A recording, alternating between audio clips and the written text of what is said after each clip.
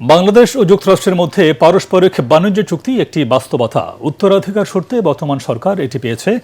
বাংলাদেশের অনুকূলে চুক্তিটিকে কাজে লাগানোই হবে আগামী দিনের প্রচেষ্টা বলে জানিয়েছেন বাণিজ্যমন্ত্রী খন্দকার আব্দুল মুক্তাদির। সচিবালয়ে বাণিজ্যমন্ত্রীর সাথে যুক্তরাষ্ট্রের assistant trade representative for South and Central Asia Brendan লিঞ্চের নেতৃত্বে প্রতিনিধি দলের সাক্ষাৎ শেষে তিনি এসব কথা জানান। মন্ত্রী আরও জানান, দেশের স্বার্থের অনুকূলে যায় এমন কাজই করবে সরকার। চুক্তির কোনো ধারা বাংলাদেশের স্বার্থের অনুকূলে না থাকলে তবে সেটি সংশোধনের বিধানও এই চুক্তির মধ্যে আছে। তাই চুক্তি নিয়ে অহেতুক আতঙ্কিত ও দুশ্চিন্তাগ্রস্ত না হওয়ার আহ্বান জানান মন্ত্রী।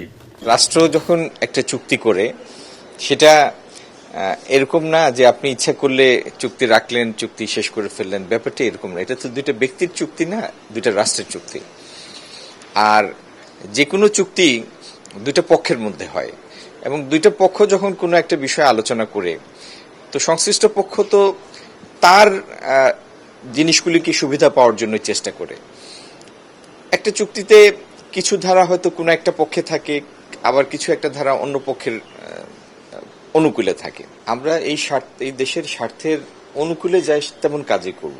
সেই জন্যই আমরা কমিটেড এবং সেই জন্য এই দেশ পরিচালনার দায়িত্বে এই দেশের মানুষ আমাদের বসিয়েছে।